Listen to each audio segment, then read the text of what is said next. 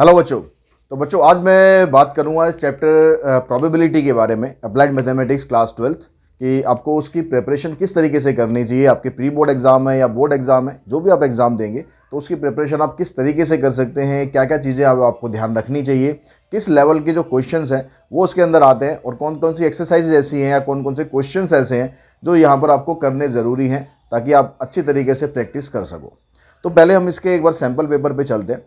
Sample paper में देखते हैं, उससे पहले जो हमारे पास सिलेबस है उसमें हमने देखा भी जो प्रोबेबिलिटी डिस्ट्रीब्यूशन है या प्रोबेबिलिटी जो आपको दे रखा है ये 10 मार्क्स का टोटल टॉपिक दे रखा है। तो 10 मार्क्स बहुत होते हैं और ये भी इतना प्यारा चैप्टर है, इतना अच्छा चैप्टर है कि आप ये 10 मार्क्स यहाँ से आप बड़े आराम से ले सकते हो।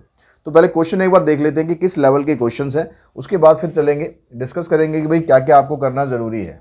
तो ये हमारे पास सैम्पल पेपर है इस बार का, ठीक है। अब इस सैम्पल पेपर के अंदर अगर हम वेट क्वेश्चन हिसाब से देखें तो क्या क्या किस तरह के क्वेश्चन देखें। पहले बात करते हैं सेक्शन ए की।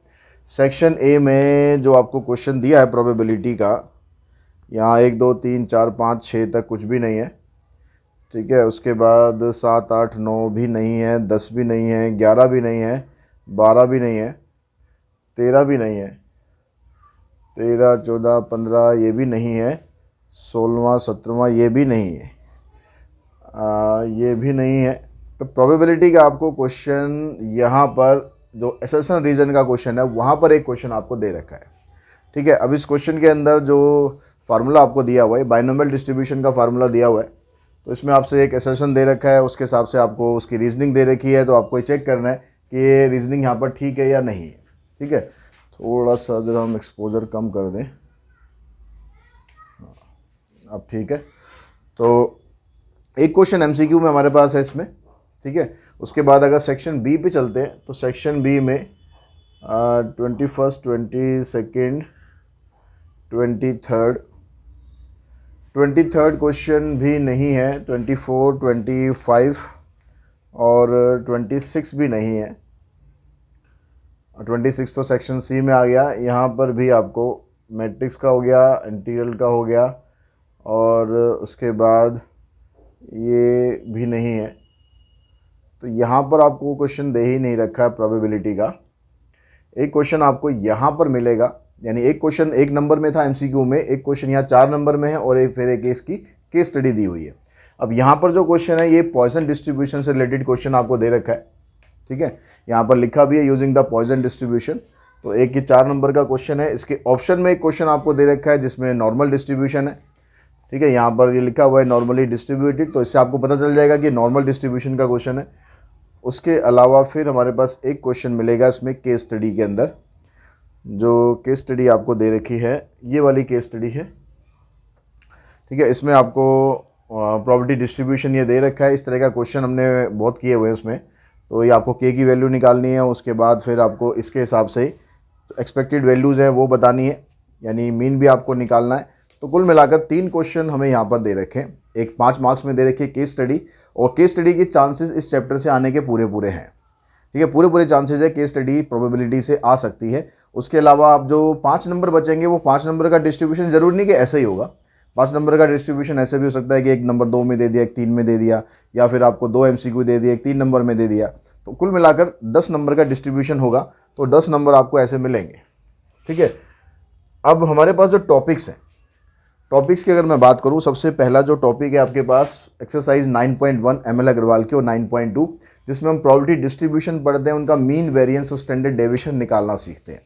अब यहाँ पर अगर मैं बात करूँ कि आपको दोनों एक्सरसाइजेज को ज़्यादा टाइम देने की ज़रूरत है या नहीं है, तो आप ये कर सकते हैं कि जो एक्सरसाइज 9.1 में उसमें तो सिर्फ आपको डिस्ट्रीब्यूशन बनाना सिखाया गया है।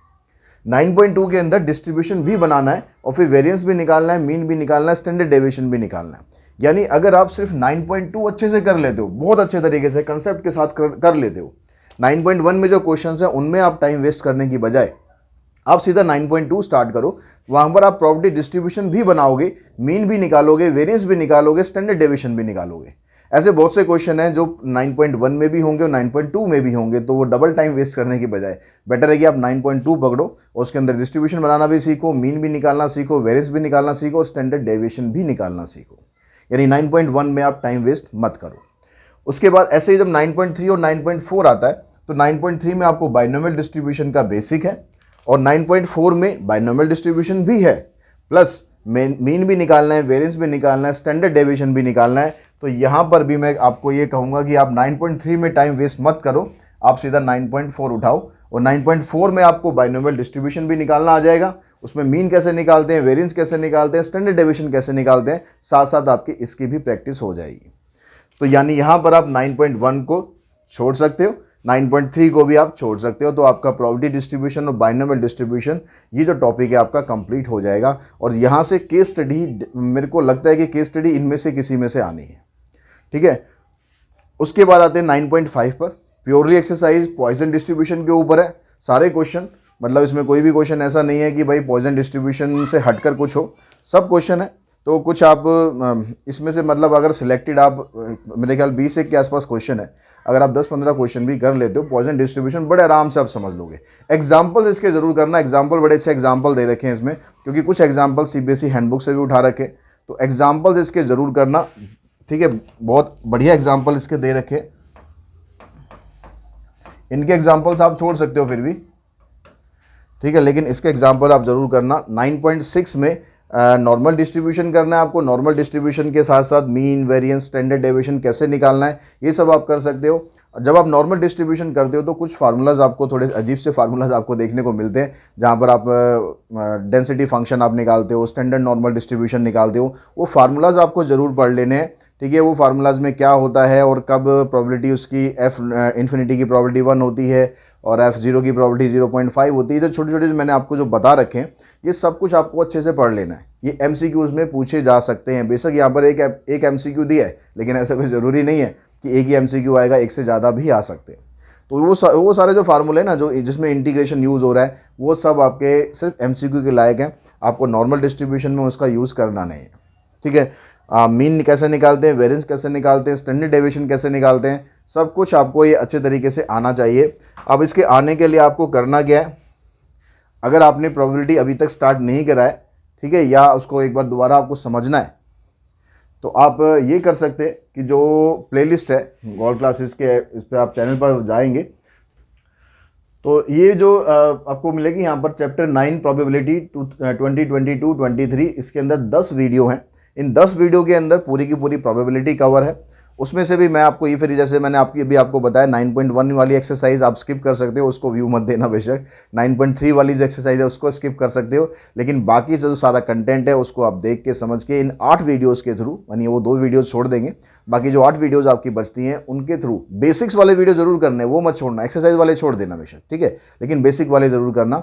तो इन 8 वीडियो को आप देखोगे, अगर स्पीड आप बढ़ा के देखते हो कि नेचुरल है, तो आप लगभग इसको मेरे ख्याल से 2 घंटे के आसपास आप ख़त्म कर लोगे सारी वीडियो, 2-2.5 घंटे के आसपास, और आपकी जो प्रोबेबिलिटी है बहुत अच्छे से यहाँ से क्लियर हो जाएगी, ठीक है। तो अभी प्रोबेबिलिटी की तैयारी आप करो, ताकि इसके जो 10 के 10 नंबर हैं वो आप बड़े अच्छे से ले सको। इनमें 10 में से एक भी नंबर ऐसा नहीं है, वाकई में नहीं है, कि जो आप छोड़ सको।